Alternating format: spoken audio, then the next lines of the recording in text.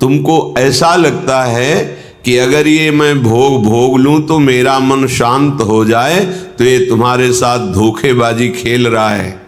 तुम्हारा अंतःकरण, जो बुद्धि मन चित्त अहंकार है, ये तुम्हारे साथ धोखेबाजी कर रहा है। जब इसे भोगों में उतारोगे तब ये फिर निर्णय करेगा। अंतःकरण, इसमें वो नहीं, इसमें होगा सुख, इसमें नहीं, इसमें होगा, पूरा जीवन बर्बाद कर देगा। कौन सा ऐसा भोग है जो तुमने उपभोग नहीं किया? सुभुक्ताहा, खूब अच्छी तरह से भोगा है, पर इस माया ने ऐसे विस्मरण को प्रकट कर दिया है कि तुम्हें होश ही नहीं है। तुम्हें लगता है मैं पहली बार संसार में आया हूं, तो पहली बार तो मुझे भोग लेना चाहिए। एक धनी घर के उपासक वैराग्य भावना से चलने की चेष्टा कर रहे थे, तो परिक्रमा में मिलते थे। एक बार उन्होंने कहा, मेरा मन ऐसा कहता है, जैसा ये महापुरुष जन इशारा करते हैं कि एक बार तो मैं भोग के देख लूं तो अपने मन को समझा लूंगा। नहीं नहीं, ये ऐसी फिसलन है इसमें, जो फिसला तो गुरु कृपा हरि कृपा ही आपको पुनः चढ़ा सकती है, नहीं तो ये फिसलता ही चला जाएगा, पकड़ में नहीं आएगा। फिर आप ये उत्साह भी खो देंगे कि मुझे परमार्थ में चलना है। देख लेना, ये उत्साह भी खो देंगे। जैसे जैसे आप धर्मयुक्त विषयों का सेवन और अधार्मिक क्रियाओं का त्याग, वैसे वैसे आप में एक ऊर्जा शक्ति, एक अध्यात्म बल, निर्णय करने की शक्ति, दुखों को सहने की शक्ति, कोई तुम्हें परास्त नहीं कर सकता, ऐसा एक ओज तेज बल ये प्रकट हो जाएगा। ये जो आप निराश हताश उदास इसी मन की सलाह के कारण हुए हैं। इसलिए हे उपासक, हे भाई, तुमने सब भोग भोग लिए हैं, मन की इस चाल में मत फंसना। ये तुम्हारा जन्म केवल भगवत प्राप्ति के लिए है, प्रभु को रिझाने के लिए है। कभी मान बड़ाई में, कभी भोग वासना में, कभी शरीराभिमान में, कभी मोह ममता, ये ऐसे फंसाती रहती माया। विद्यादानाध्वराद्यैः कति कति जगति ख्याति पूजाद्य लब्धा।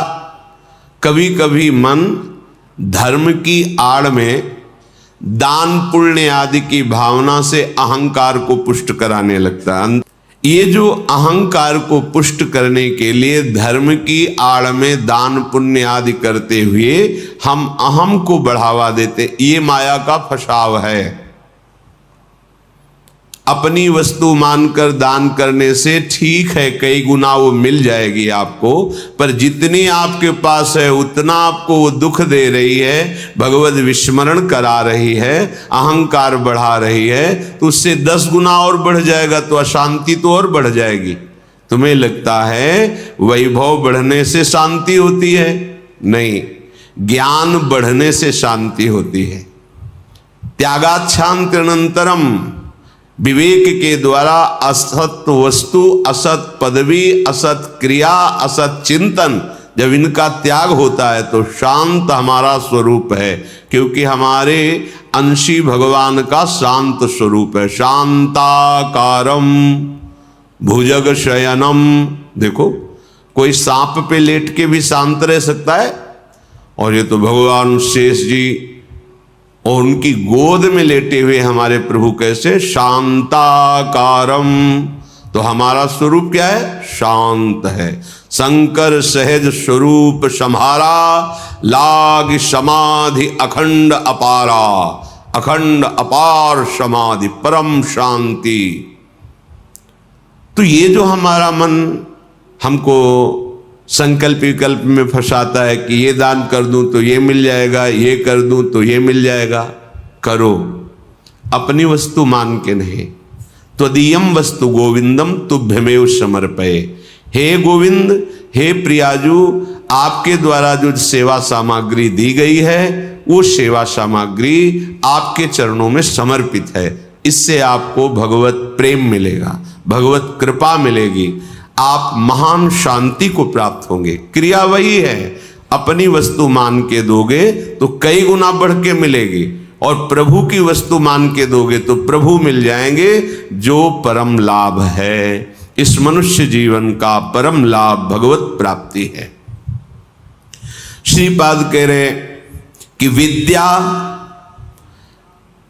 माया के दो स्वरूप हैं, एक है अविद्या और एक है विद्या।